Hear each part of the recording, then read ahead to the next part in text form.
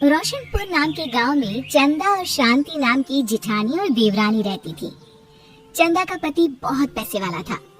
उनके पास किसी भी चीज की कोई कमी नहीं थी और उसके विपरीत शांति का पति बहुत ही गरीब और नशेड़ी था। शांति चंदा के घर में काम करके अपना घर चलाती थी। भाभी, घर पर खाने के लिए कुछ भी नहीं है। अगर आप थोड़ा खाना दे पाए तो बहुत मेहरबानी होगी। मुझे जो भी पैसे मिलते हैं वो तो आपके देवर नशे में उड़ा देते हैं। ये तुम लोगों का ना रोज रोज का ड्रामा हो गया है। अब देवर जी कमाते नहीं है तो मैं क्या करूं? तुम्हारा पति तो तुम्हारी सारी कमाई दारू में उड़ा देता है। रहने दो भूखा उसे। अरे ऐसे मत बोलिए भाभी, आप तो जानती ही हैं कि वो मन के कितने साफ है, पर इस बेरोजगारी के कारण उन्हें दारू पीने की लत लग गई है। अरे अपना ये रोना गाना बाद में कर लेना, पहले काम निपटा ले घर का। मेरा और टाइम खराब ना कर। जा गेहूं पीस ले, फिर तुझे कपड़े भी धोने हैं। शांति रसोई घर में जाकर गेहूं पीसने लगती है। पीसते पीसते कुछ गेहूं वहाँ कपड़ों में गिर जाते हैं, जिसे देखकर उसके दिमाग में एक आइडिया आता है। क्यों ना ऐसे ही थोड़ी गेहूं मैं अपने पल्लों में बांधकर घर ले जाऊं, फिर एक बर्तन में जमा कर लूंगी और उसे पीसकर रोटी बना लूंगी। कुछ दिन तो ऐसे ही चलता रहा, मगर फिर एक दिन चंदा ने शांति को ऐसा करते हुए देख लिया। अरे पहले तो मुझे लगा तुम लोग बस गरीब हो, पर तुम लोग तो चोर भी हो। चोरनी कहीं की। मुझे तो लगता था तू गेहूं पिसती है, पर तू तो अपने पल्लू में गेहूं छुपा कर ले जाती है। निकल मेरे घर से। मुझे माफ कर दो भाभी, हमारे पास खाने के लिए एक दाना तक नहीं था, इसलिए मुझे ये सब करना पड़ा। अरे तुम लोग मेरे रिश्तेदार हो, इसीलिए दया कर तुझे मैंने अपने घर पे काम पर रख लिया। पर तू और तेरा पति हमारे खानदान का नाम मिट्टी में मिलाने पर उतारू हो चुके हैं। आपको मुझे जितनी गालियाँ देनी है दीजिए, मारना है तो मार भी लीजिए भाभी, पर मुझे काम से मत निकालिए। परिवार की बात है, वरना कोई और ऐसा काम करता ना तो धक्के मार कर कब से घर का बाहर निकाल दिया होता। रोते रोते शांति अपने घर चली जाती है, जहाँ उसका नशेड़ी पति कहता है, अरे कहाँ रह गई थी कामचोर? इतनी देर क्यों कर दी? आज पैसे लाई कि आज भी खाली हाथ वापस आ गई है? अपने हाथ दिखा। जरूर पैसे छुपा लिए ताकि मैं दारू ना पी पाऊँ। नहीं जी, मैं आपसे क्यों छुपाऊंगी? और अभी आप दारू पीने की बात कर रहे हैं, उसी कारण तो आज हम लोगों की ये हालत हो गई है। इसी काम की नहीं है तू, बिना मार खाए समझेगी नहीं। रख, अभी तेरे होश ठिकाने लगाता हूँ। रामलाल शांति को बहुत मारता है। शांति का मन दुखी हो जाता है और वो गांव के तालाब के पास के एक पेड़ के नीचे बैठकर फूट फूट कर रोने लगती है। मैंने कभी किसी का बुरा नहीं किया, फिर भी भगवान मेरे साथ ऐसा क्यों कर रहा है? तो रामलाल जी की फिक्र करती हूँ, फिर भी उन्होंने मुझे इतना मारा। तभी उसे एक आवाज सुनाई देती है, रोने की कोई जरूरत नहीं है बेटी, चिंता क्यों करती हो? ये आवाज कहाँ से आ रही है? शांति अपने आसपास देखती है, उसे कोई नहीं दिखता। वो ऊपर देखती है, जहाँ उसे एक छोटी सी परी दिखती है। आप कौन है? आप तो कोई परी लगती है।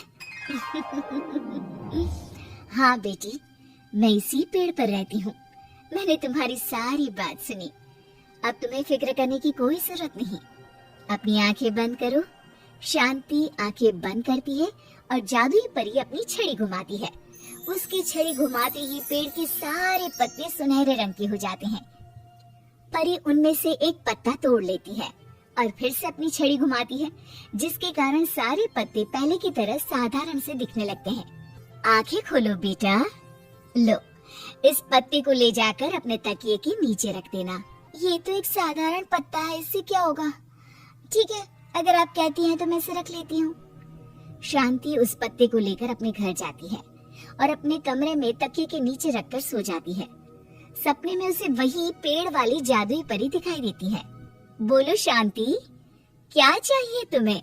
मैं चाहती हूँ हम बहुत अमीर हो जाए और मेरे पति नशा करना छोड़ दे, उन्हें कोई काम भी मिल जाए। कल जब तुम सुबह नींद से जागोगी, तुम्हारी इच्छा पूरी हो गई होगी। अगली सुबह शांति नींद से जागती है, अपने आसपास का नजारा देखकर चौंक जाती है। उसके बिस्तर पर चारों तरफ सोने चांदी रखे हुए थे। हे भगवान, कहीं मैं सपना तो नहीं देख रही? इतना सारा सोना, वो भी मुझ गरीब के पास।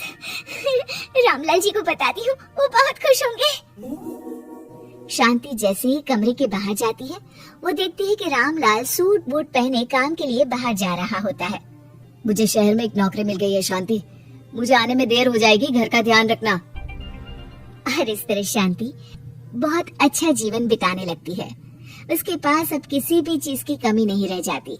रातों रात शांति के पास आए इतने पैसों को देखकर उसकी जिठानी उससे पूछती है, अरे क्यों रे शांति, कहीं बड़ा हाथ मारा है क्या? अचानक तुम लोगों के पास इतना पैसा कैसे आ गया? नहीं नहीं भाभी, ये सब तो जादुई परी के दिए हुए पत्ते का कमाल है। शांति जादुई पत्ते के बारे में सारी बात चंदा को बताती है, जिसे सुनकर चंदा के मन में लालच आ जाता है और वो झूठ मूठ रोते हुए उसी पेड़ के नीचे जाती है जहाँ उसके रोने की आवाज सुनकर जादुई परी कहती है, क्या हुआ बेटा, क्यों रो रही हो? मैं बहुत गरीब हूँ, मेरे पति मुझे बहुत मारते हैं, अब मैं जीना नहीं चाहती। चिंता मत करो बेटा, अपनी आंखें बंद करो। जादुई परी चंदा को भी उसी पेड़ का एक पत्ता देती है और तकिए के नीचे रखने को कहती है। चंदा उस पत्ते को लाकर अपने तकिए के नीचे रख लेती है और अगली सुबह जब उठती है तो उसके कमरे में चारों तरफ सांप बिच्छू रहते हैं। अरे बचाओ बचाओ, कोई मुझे बचाओ, ये कैसा पत्ता है जिसे लाने के बाद उस गरीब शांति के पास तो इतना सारा सोना आ गया, और मेरे चारों तरफ ये सांप बिच्छू, अरे कोई बचाओ। चंदा अपनी जान बचाती हुई शांति के पास जाती है। चलिए भाभी, मुझे लगता है आपके घर में सांप बिच्छू को बस जादुई परी ही हटा सकती है। दोनों मिलकर जादुई परी के पास जाते हैं। ये सब तुम्हारे बुरे इरादों का नतीजा है चंदा। तुम झूठ मूठ बस पैसे के लालच के कारण यहाँ आकर रो रही थी, इसीलिए तुम्हें जादुई पत्ते ने उसकी सजा दी। अरे मुझे माफ कर दीजिए जादुई परी, मेरे मन में लालच आ गया था। अरे शांति, तुम भी मुझे माफ कर दो, मैंने तुम्हारे साथ बहुत गलत किया है, फिर भी तुम मेरी मदद के लिए आई। चंदा को अपनी गलती का एहसास हो जाता है, इसलिए जादुई परी उसके घर से सारे सांप बिच्छू को गायब कर देती है। चंदा और शांति आपस में मिलजुल कर रहने लगती हैं।